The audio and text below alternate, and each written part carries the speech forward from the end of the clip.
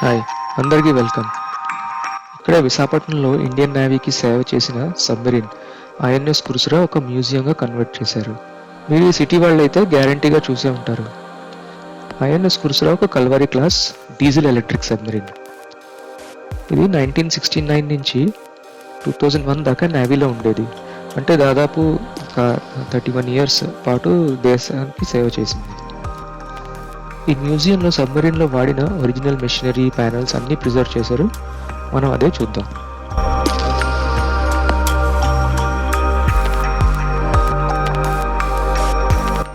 కురుసురా యుద్ధ అవసరాల కోసం పూర్తిగా రెడీగా ఉండేది. ఇందులో 533 mm టార్పిడో ట్యూబ్స్ ఉన్నాయి. అండ్ ఈ సబ్మెరీన్లో మాక్సిమం 22 టార్పిడోస్ దాకా క్యారీ చేయగలిగే కెపాసిటీ ఉంది. ఈ క్లాస్ సబ్మెరీన్స్లో టార్పిడోసే మెయిన్ అఫెన్సివ్ వెపన్. మ్యూజియంలో టార్పిడో ట్యూబ్ ఏరియా మరియు దానికి సంబంధించిన ఎక్విప్మెంట్ని డిస్ప్లే చేశారు. ఈ వెపన్స్ని ఎలా స్టోర్ చేసేవారు, ఎలా లాంచ్ చేసేవారు అని విజిటర్స్కి ఒక ఐడియా వస్తుంది. టార్పిడో కంపార్ట్మెంట్స్ మరియు ఫైరింగ్ కంట్రోల్స్ చాలా ప్లాన్డ్గా, సేఫ్టీగా, క్రిటికల్ అయిన స్పేసెస్లో ఉన్నాయి. మ్యూజియం ఈ లేఅవుట్ని ప్రిజర్వ్ చేసింది కాబట్టి టార్పిడోస్ని ఎలా ప్రిపేర్ చేసేవారు, ట్యూబ్స్లో లోడ్ చేసి ఎలా రెడీ చేసేవారో చూడవచ్చు. ఇది ఈ బోట్ కాంబాట్ రోల్ ఎంత టెక్నికల్గా మరియు ఎంత డేంజరస్గా ఉండేదో గుర్తు చేస్తుంది. ఈ సబ్మరీన్ సోవియట్ యూనియన్లో తయారు చేశారు. ఫాక్స్ట్రాట్ క్లాస్కి సంబంధించిన ఒక వేరియంట్గా బిల్డ్ చేశారు. కుర్సురా అనే ఒక దశాబ్దాల పాటు మన ఇండియన్ వాటర్స్లో పెట్రోల్ చేసింది. 1971 ఇండియా పాకిస్తాన్ వార్లో కూడా యాక్టివ్గా ఉంది. ఆ కాన్ఫ్లిక్ట్లో మేరిటైమ్ సెక్యూరిటీ కాంట్రిబ్యూట్ చేసే పెట్రోల్ మిషన్స్ కండక్ట్ చేసింది సబ్మెరీన్. సబ్మెరీన్ లోపల అడుగు పెట్టగానే లోపల నడుస్తుంటే ఆశ్చర్యంగా ఉంటుంది. ఏంటిది ఇలా ఉంది, ఇంత పెద్ద మెషిన్స్ ఏంటి, ఇది ఒక షిప్ కన్నా తక్కువగా ఒక పెద్ద మెషిన్లా లేదా ఒక స్పేస్ క్రాఫ్ట్లా అనిపిస్తుంది. లోపల చాలా ఇన్స్ట్రుమెంట్స్, పైప్స్, గాజెస్ మరియు ప్యానెల్స్ ఉంటాయి.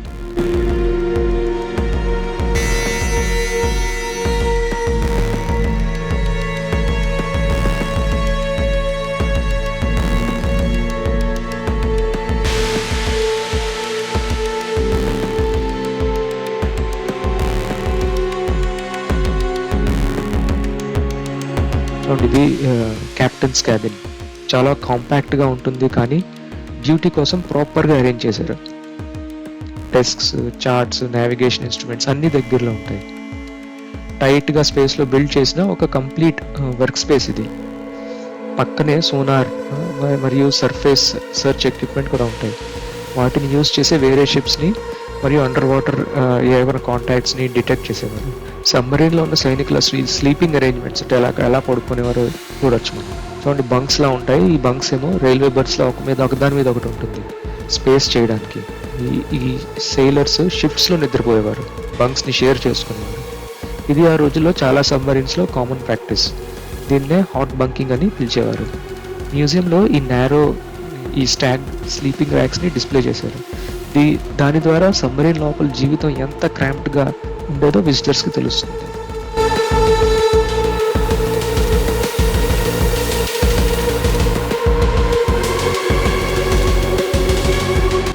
సముద్రంలో జీవితం సస్టైన్ చేయడం చాలా కాంప్లెక్స్ విషయం. గాలిని మేనేజ్ చేసే మెషిన్స్ మీద డిపెండ్ అయి ఉండేది. Ventilation blowers and circulation systems హీట్ని రిమూవ్ చేసి బ్రీదబుల్ ఎయిర్ని సర్క్యులేట్ చేసేవి. మ్యూజియంలో ఇంకా విజిబుల్గా డక్ట్స్, ఫ్యాన్స్, వెంటిలేషన్ హార్డ్వేర్ ఉంటాయి. ఈ సిస్టమ్స్ వల్లనే సముద్రంలో కంపార్ట్మెంట్స్లో ఉండడం సాధ్యం.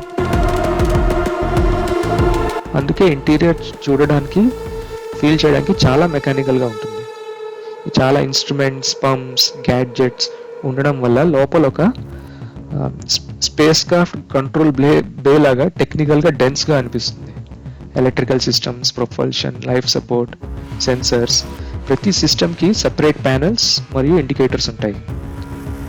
ఈ ప్రిజర్వ్ చేసిన కంట్రోల్ రూమ్, ఇంజనీరియర్స్ చూస్తే ఈ కంపారిజన్ విజిటర్స్కి క్లియర్గా తెలుస్తుంది.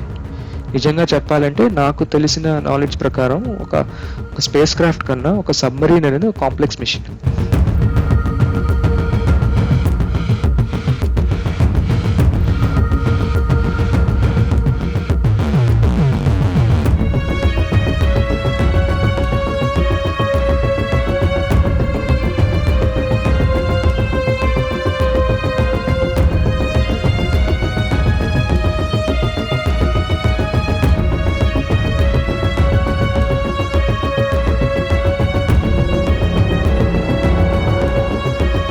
టెక్నికల్ ఎగ్జిబిట్స్తో పాటు మ్యూజియం నావల్ ట్రెడిషన్స్ని కూడా మనం చూడవచ్చు.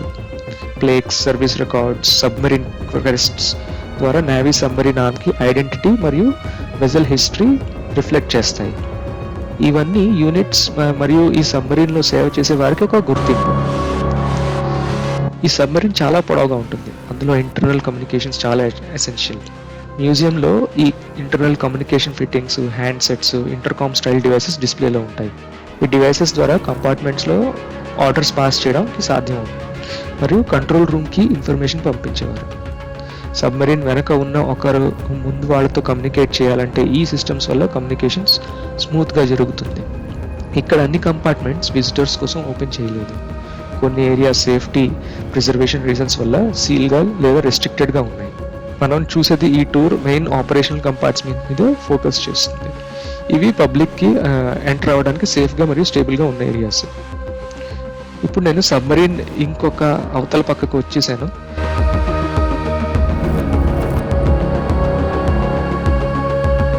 ఐఎన్ఎస్ కురుసరా లోపల నడుస్తూ ఉంటే ఇది సర్వైవల్ కోసం డిజైన్ చేసిన ఒక ఇంజనీరింగ్ సొల్యూషన్ అని అనిపిస్తుంది.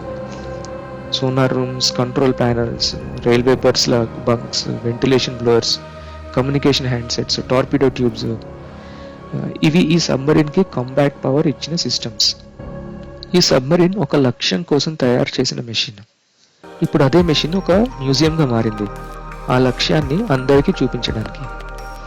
సబ్మరీన్ లోపల జీవితం చాలా కష్టంగా ఉంటుంది, కానీ కొన్ని మంది సముద్రం అడుగున ఈ కష్టమైన జీవితాన్ని చూస్ చేశారు కాబట్టి మనం ఇక్కడ భూమి మీద హాయిగా ఉంటున్నాం.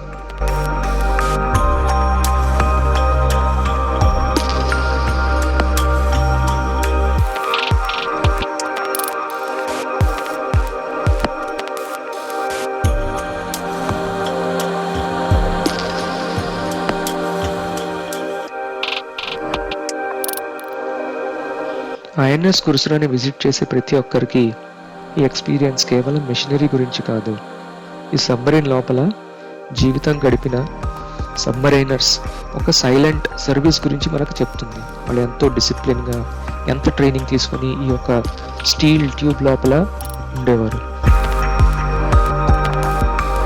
నాకు బాగా తెలుసు మీకు ఈ వీడియో మరియు కంటెంట్ నచ్చిందని, కాబట్టి ఛానల్ని సబ్స్క్రైబ్ చేయండి. నేను విజిట్ చేసిన ఇంట్రెస్టింగ్ ప్లేసెస్ మరియు ఎక్స్పీరియన్సెస్ కోసం అప్డేట్ అవ్వండి. Thank you for watching.